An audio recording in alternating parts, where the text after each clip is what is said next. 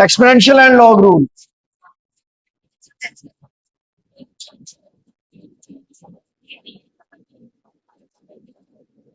Exponential rule for differentiation, ठीक है। बहुत सिंपल फॉर्म में हम इसको कर रहे हैं। फर्स्ट है एग्जाम्पल से ही करते हैं, y is equal to e raise power x, ठीक है। वो भी नेचुरल एक्सपोनेंशियल का, कॉमन का नहीं कर रहे हम, ठीक है। Natural natural exponential rule for differentiation, common का थोड़ा सा कॉम्प्लेक्स हो जाएगा, ठीक है। इसकी एप्लीकेशन ज्यादा है एज कंपेयर टू, ठीक। देखिए इसका डेरिवेटिव क्या होगा, वही होगा, e की पावर x का डेरिवेटिव क्या होगा, सेम रहेगा। लेकिन आपने करना क्या है, जो पावर है उसका गेन डेरिवेटिव लेंगे, ये वन हो जाना है। तो इस केस में y is equal to e raise power x ही रहा, इसका डेरिवेटिव वही रहा, अनचेंज हो, ठीक है। नेक्स्ट देखते हैं, y is equal to e raise power 4x, ठीक है। y is equal to e raise power 4x, y prime क्या होगा, हमने पावर का डेरिवेटिव लेना है। अब हमने जो पावर रूल था उसमें हम विदाउट पावर बेस का डेरिवेटिव लेते थे, अब हम यहां पर रिवर्स कर देना है, हमने बेस के अलावा पावर का डेरिवेटिव लेना, ठीक है।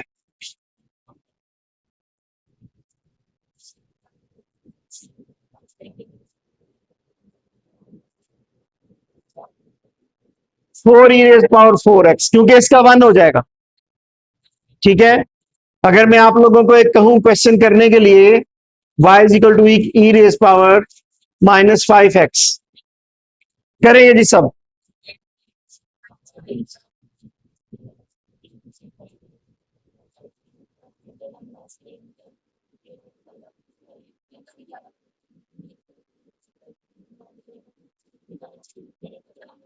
देखिए जी, y प्राइम और -5x का -5, ठीक है। अगर आप गौर करें कि ये कॉफिशिएंट जो है ना वो साथ मल्टीप्लाई हो रहा है, ई रेज पावर 4x तो 4 ई रेज पावर 4x हो गया, ई रेज पावर -5x तो -5 ई रेज पावर -5x। तो जो कॉफिशिएंट होता है वो साइड पे मल्टीप्लाई हो रहा है, ठीक है। मसलन अगर हमारे पास y is equal to e raise power 1/2x है, तो y प्राइम क्या हो जाएगा, सिंपल इसका डेरिवेटिव हो जाएगा। हाँ जी, क्लियर है जी, समझ आ रही बात की, ठीक है। अगर पूरा प्रोसेस करेंगे तो 2 स्टेप्स ही हो जाएंगे जो कि सेम रिजल्ट देंगे। लेकिन ये रूल उसी वक्त कामयाब है, वो एक्सप्रेशन अगर सिंगल वेरिएबल यानी कि सिंगल है पर, अगर ये हो जाएगी y is equal to e raise power x² + 10x, फिर नहीं हम कर सकते उस तरीके से, ठीक है, जो वो कर रहे हैं। अब हमें क्या करना पड़ेगा, ऐसे लिखेंगे इसको, अगेन डेरिवेटिव हमने पावर का लेना है, x² 10x का डेरिवेटिव क्या होगा, 2x + 10, इसका डेरिवेटिव क्या होगा, 2x + 10, तो ये हमारे पास आ जाएगा 2x + 10, क्योंकि हमें पावर का डेरिवेटिव लेना है ना। अगर गौर करें दोबारा आप, तो 4x का डेरिवेटिव क्या होगा, 4, ई रेज पावर -5x का डेरिवेटिव क्या होगा, -5, 1/2x का डेरिवेटिव 1/2, तो डेरिवेटिव साथ मल्टीप्लाई करेंगे, पावर का डेरिवेटिव साथ मल्टीप्लाई करेंगे जी, क्लियर है। Differentiation of natural log function, differentiation of natural log function करना चाह रहे हैं, ठीक है। अब इसको भी हम बहुत सिंपल से शुरू करते हैं,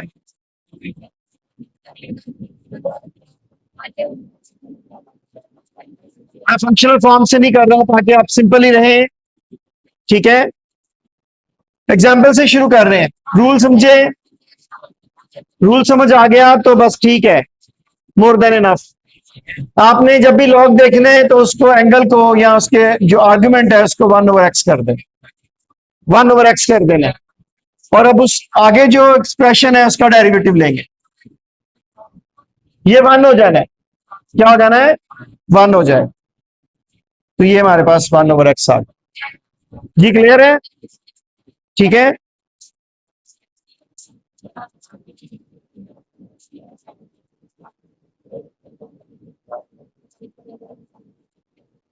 इसका डेरिवेटिव अगर करना है, y prime 1/x square, 1/x square, derivative of x square. x square का डेरिवेटिव क्या होता है? 2x।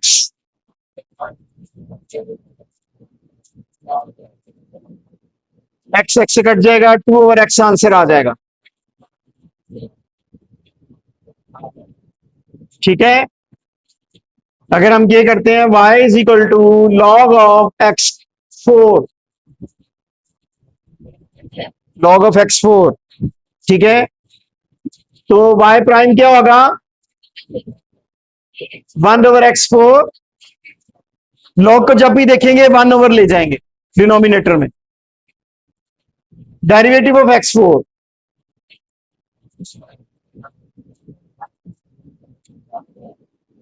डेरिवेटिव ऑफ x4 है 4x3। अगेन वही हो जाएगा, ये पावर एक रह जाएगी, 4/x आ जाएगा। ठीक है। अगर मैं derivative of y is equal to log of x9 करता हूं तो y प्राइम क्या होगा? 9/x। सॉल्व करके देख लें, ये आंसर आएगा। हाँ जी, क्लियर है? ठीक। चलें इसको थोड़ा सा कॉम्प्लेक्स करते हैं, सिर्फ थोड़ा सा ही करना है बस, डोंट वरी। इससे निकल के ना तो क्या मुश्किल होगा? कुछ भी नहीं। ठीक है।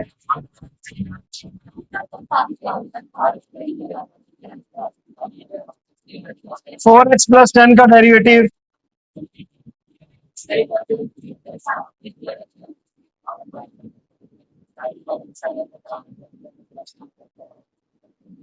डेरिवेटिव ऑफ 4x का 4 होगा, 10 का 0 होगा, तो ये हो जाएगा 4/4x+10।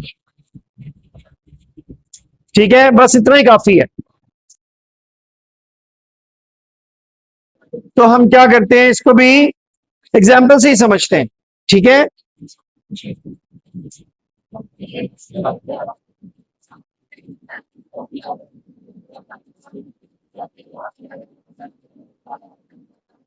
जी क्लियर। अब इसका फर्स्ट डेरिवेटिव निकालते हैं।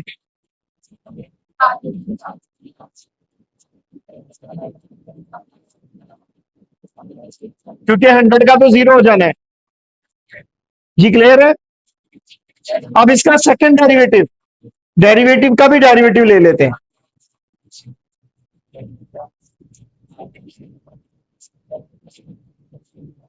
देन इसका अगेन डेरिवेटिव, थर्ड डेरिवेटिव,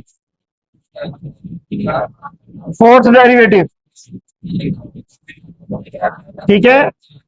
तो इसको हम कहेंगे नॉन जीरो डेरिवेटिव।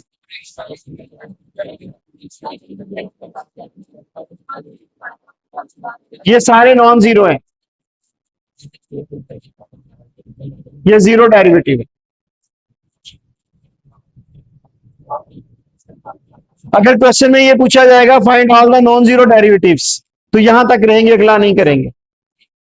ठीक है। तो आगे वाले तो जीरो के सारे जीरो ही हैं, जीरो डेरिवेटिव तक जाएं तो इसका मतलब फोर तक निकालेंगे। जी क्लियर है।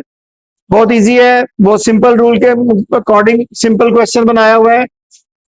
y is equal to x⁴, 6x3, 9x², 18x+10।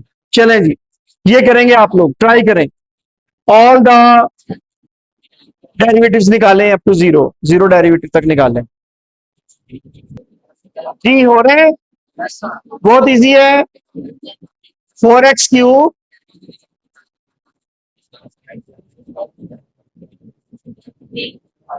ये क्लियर है, इसमें कोई इश्यू तो नहीं है?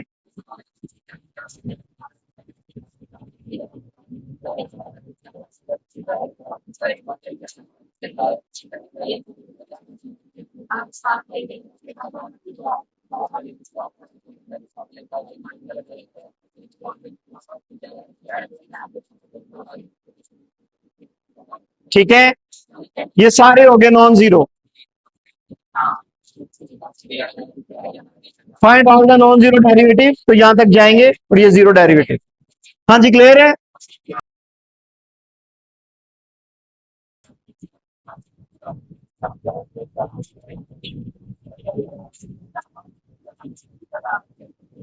जी क्लियर है। तो जो एवरेज, अगर हम कॉस्ट की बात करते हैं,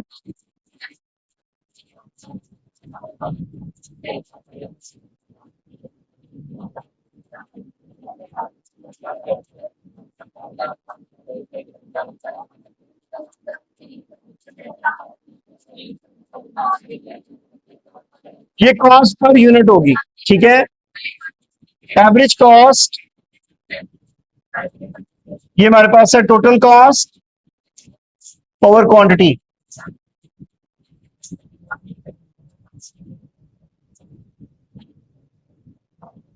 सी ओवर क्यू भी कर सकते हैं या टी सी ओवर क्यू भी कर सकते हैं। ये क्लियर है? ठीक है, अगर फॉर एग्जांपल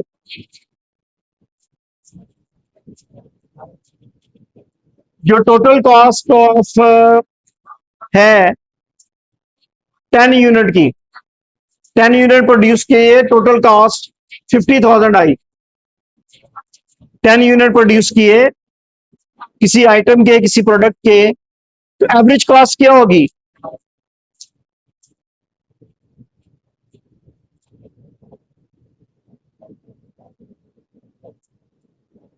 तो 5,000 कॉस्ट है पर यूनिट। एवरेज कॉस्ट क्या है? 5,000 पर यूनिट कॉस्ट है इसकी। जी समझ आ रही बात की? ठीक है, सिमिलरली हमारे पास ये कॉस्ट की समझ आ गई है। देन हमारे पास है रेवेन्यू। ठीक है, कॉन्सेप्ट होता है एवरेज रेवेन्यू। आपको पहले भी पता है कि रेवेन्यू क्या होता है, पहले भी बताया हुआ है, price into quantity.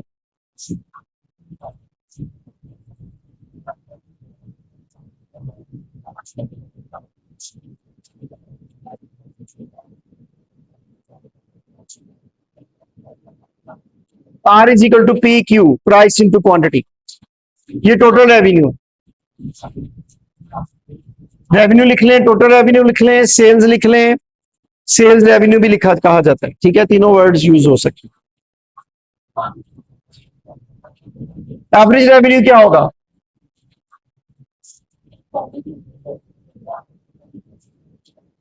Total revenue over quantity. ठीक है, P Q over Q. Total revenue क्या है? P Q over Q. और आपके पास ये प्राइस निकल आएगी। तो एवरेज रेवेन्यू क्या होता है? Price per unit. Average revenue किसके इक्वल निकलती है? प्राइस के। ठीक है,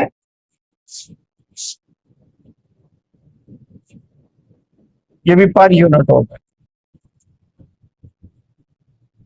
हाँ जी, क्लियर है? एवरेज रेवेन्यू क्या है? Price per unit.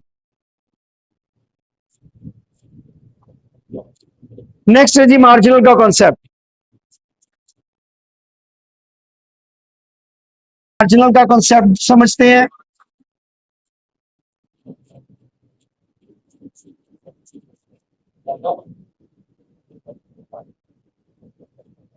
ठीक है, the rate of change of a function,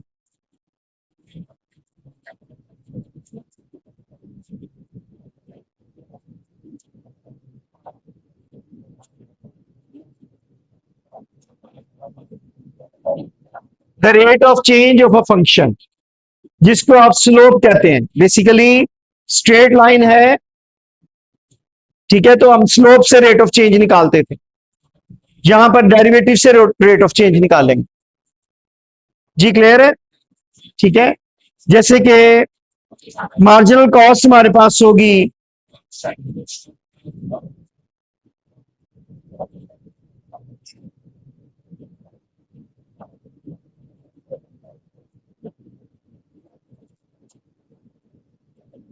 हमें पता है जो कॉस्ट टोटल कॉस्ट है ना, फंक्शन ऑफ क्वांटिटी है। टोटल कॉस्ट क्या है? फंक्शन ऑफ क्वांटिटी है। तो मार्जिनल कॉस्ट क्या होगी? Change in the total cost with respect to change in quantity या output, with respect to change in output, change in total cost with respect to change in output. For example, अगर मेरे पास total cost ये है,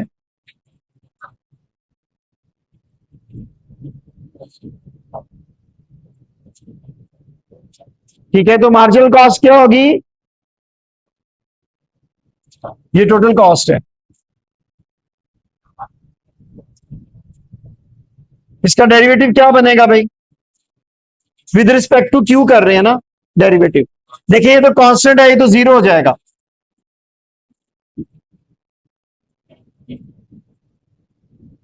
$500 इसकी marginal cost आएगी per unit, यानी कि हर additional unit की कॉस्ट।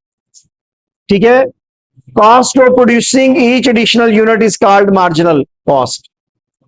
ठीक है, एक्स्ट्रा यूनिट अगर हम जो भी एक लेवल है उसके बाद यूनिट प्रोड्यूस करेंगे तो क्या आएगी कॉस्ट? 500। नहीं समझ आई? देखिए इसका डेरिवेटिव ही लेना ना। मार्जिनल कॉस्ट क्या होती है? Change in total cost.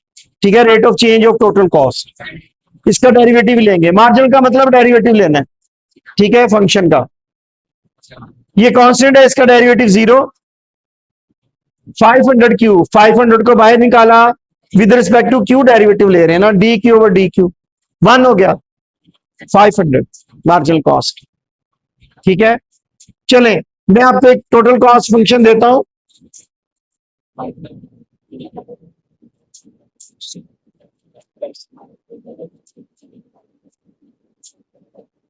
ये है, इसकी मार्जिनल कॉस्ट निकालें।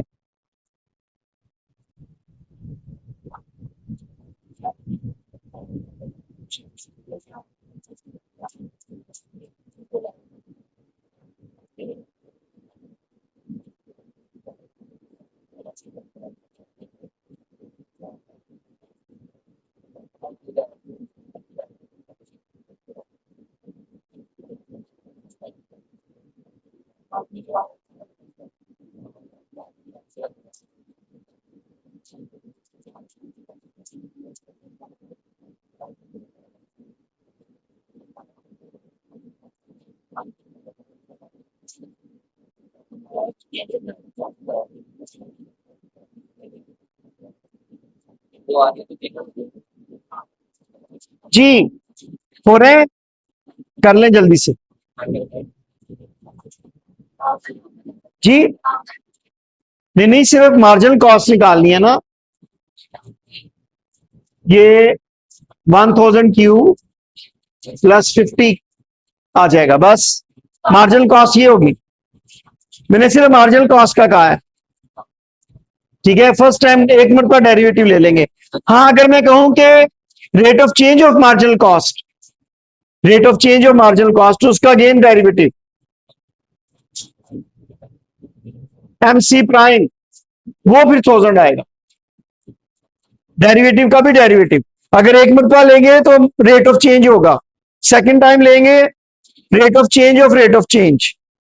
ठीक है, तो ये हमारे पास आ गया, ये रेट ऑफ चेंज है, DMC over D Q, DTC over D Q, ये रेट ऑफ चेंज है। और अगर उसमें भी दोबारा डेरिवेटिव ले लेंगे तो ये रेट ऑफ चेंज है। ये सेकंड डेरिवेटिव है, अगर आप गौर करें तो सी का सेकंड डेरिवेटिव है। ये सी प्राइम हो गया, सी डबल प्राइम। जी क्लियर? सी डबल प्राइम हमारे पास 1000 आ गया। और हमने एवरेज रेवेन्यू देखा। सिमिलरली हम मार्जिनल रेवेन्यू भी निकाल सकते हैं। क्या कर सकते हैं? मार्जिनल रेवेन्यू भी निकाल सकते हैं। मार्जिनल रेवेन्यू हमारे पास क्या होगा? Change in total revenue total revenue हमें पता है फंक्शन ऑफ आउटपुट है। टोटल रेवेन्यू क्या है? फंक्शन ऑफ आउटपुट या क्वांटिटी कह सकते हैं हम। तो मार्जिनल रेवेन्यू क्या होगा? D T R D Q क्या हो जाएगा? Marginal revenue D T R over D Q. अब हम इसकी एग्जांपल लेते हैं। हमारे पास रेवेन्यू फंक्शन है 5000 क्यू। रेवेन्यू फंक्शन क्या है? 5000 क्यू है। तो D T R over D Q M R marginal revenue, बस इतनी सी बात है। जी समझ आ रही बात की? देखिए, प्रोड्यूसर अपने प्रॉफिट को मैक्सिमम करना चाहता है। जो भी आउटपुट वो दे रहा है तो वो कहां पर मैक्सिमम होगी? जहां पर marginal revenue is equal to marginal cost हो।